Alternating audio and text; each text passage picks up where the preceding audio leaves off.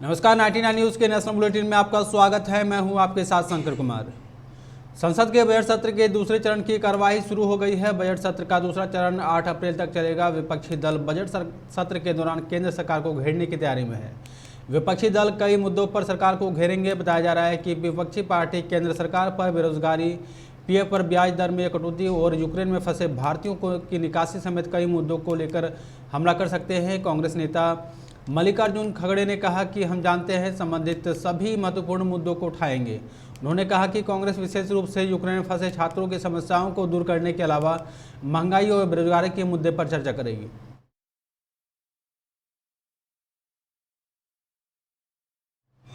हरियाणा से दिल्ली के Hazrat Nizamuddin railway station पर पहुंची एक लोकल ट्रेन के अंदर एक लावारिस बैग मिला है। ट्रेन को फिलहाल दिल्ली में आदर्श नगर रेलवे स्टेशन पर रोक दिया गया है। बम निरोधक दस्ता बैग की जांच कर रहा है। पुलिस को सुबह 10:25 पर लावारिस बैग की सूचना मिली थी। बैग की जांच करने पर उसमें कुछ कील, कपड़े व ज्वलनशील पदार्थ मिला है। उससे कुछ दूर के लिए आग भी लगी थी, जिसे लोगों द्वारा बुझा दिया गया।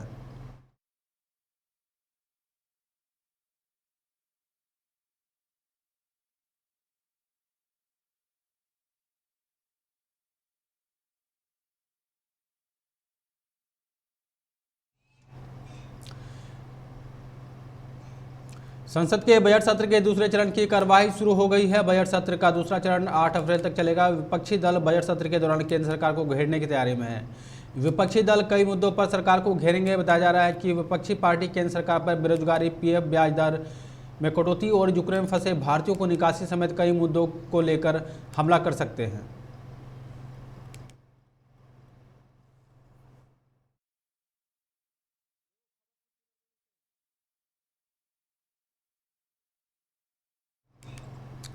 उत्तर प्रदेश विधानसभा चुनाव 2022 में भारतीय जनता पार्टी को प्रचंड बहुमत मिलने के बाद रविवार को मुख्यमंत्री योगी आदित्यनाथ 2 दिन के दिल्ली के दौरे पर है। रविवार को प्रधानमंत्री नरेंद्र मोदी, भाजपा अध्यक्ष जेपी नड्डा, गृह व सहकारिता मंत्री अमित शाह तथा रक्षा मंत्री राजनाथ सिंह से मुलाकात करने के लिए मुख्यमंत्री योगी आदित्यनाथ का आज राष्ट्रपति रामनाथ कोविंद तथा केंद्र सरकार के अन्य मंत्रियों से भेंट करने का कार्यक्रम है।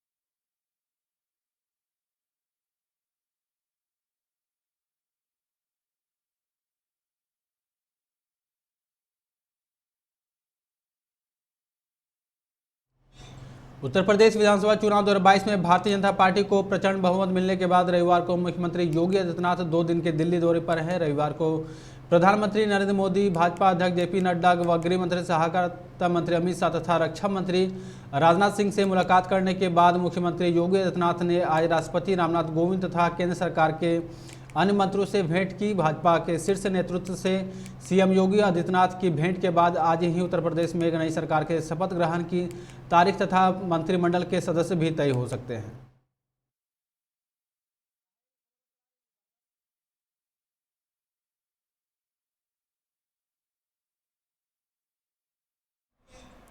कांग्रेस नेता शशि थरूर ने एक बार फिर प्रधानमंत्री नरेंद्र मोदी की तारीफ की है और कहा है कि वह एक डायनामिक व्यक्तित्व है। उन्होंने कहा कुछ ऐसा किया जो राजनीतिक नजरिए से काफ़ी कम देखने को मिलता है। उन्होंने भाजपा द्वारा विधानसभा चुनावों में उत्तर प्रदेश सहित 4 राज्यों में मिली जीत का क्रेडिट भी पीएम मोदी को दिया। थरूर की यह टिप्पणी उत्तर प्रदेश, उत्तराखंड, गोवा, पंजाब और मणिपुर में हाल ही में संपन्न विधानसभा चुनावों में कांग्रेस की हार की पृष्ठभूमि में आई है।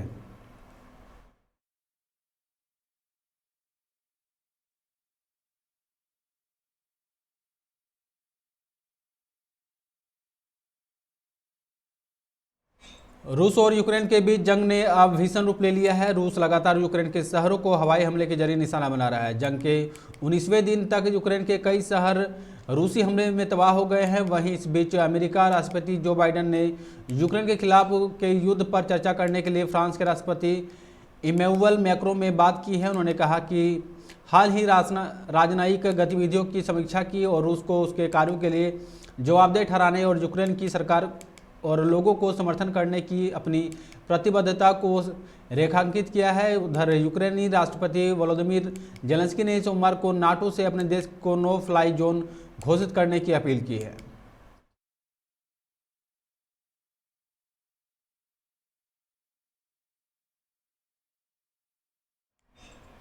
उत्तराखंड में भाजपा को 2/3 बहुमत हासिल करने के बावजूद मुख्यमंत्री कौन बनेगा, इसे लेकर तस्वीर अभी भी साफ नहीं हो पाई है। यद्यपि मुखिया की दौड़ में मुख्यमंत्री पुष्कर सिंह धामी का नाम आगे चल रहा है, लेकिन अंदर खाने अन्य विधायक भी हाथ पैर मारने जुटे हैं। धामी की पैरवी करने वाले को जवाब देने के लिए एक धड़ा हिमाचल प्रदेश का उदाहरण देकर यह भी कह रहा है कि नए चेहरे को सामने लाने पार्टी नेतृत्व चौंका भी सकता है। इस परिदृश्य के बीच मुख्यमंत्री के नाम को लेकर अब सभी दिल्ली पर टकटकी लगाए हैं। जैसे संकेत मिल रहे हैं उसमें लगता है कि नेता चयन का मामला होली तक टल सकता है। 20 या 21 मार्च को नई सरकार को शपथ ग्रहण हो सकता है।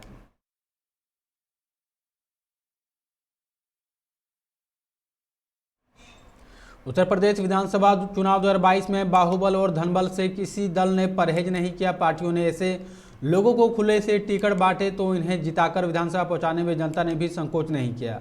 उत्तर Pradesh election watch association for democratic reform ने 403 विजेता उम्मीदवारों के शपथ पत्रों के विश्लेषण में पाया कि 2017 के मुकाबले 15% अधिक दागी और 11% अधिक करोड़पति 18वीं विधानसभा में पहुंचे हैं।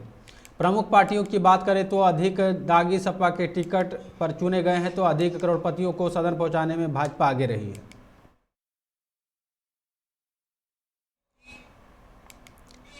सीबीएसई टर्म 1 रिजल्ट 2022 की कक्षा 12 की घोषणा बहुत जल्द की जा सकती है। सीबीएसई बोर्ड द्वारा सेकेंडरी के नतीजों की घोषणा के बाद सीनियर सेकेंडरी टर्म 1 परीक्षा परिणाम को भी इसी सप्ताह के दौरान जारी किया जाना है। मीडिया रिपोर्ट्स की माने तो सीबीएसई टर्म 1 12वीं के रिजल्ट 2022 की घोषणा आज 14 मार्च को किसी भी समय की जा सकती है। हालांकि बोर्ड की तरफ से सीनियर सेकेंडरी टर्म 1 परीक्षा परिणामों के लेकर अपडेट जारी किए जाने की तारीख और समय की जानकारी आधिकारिक तौर पर साझा नहीं की गई है।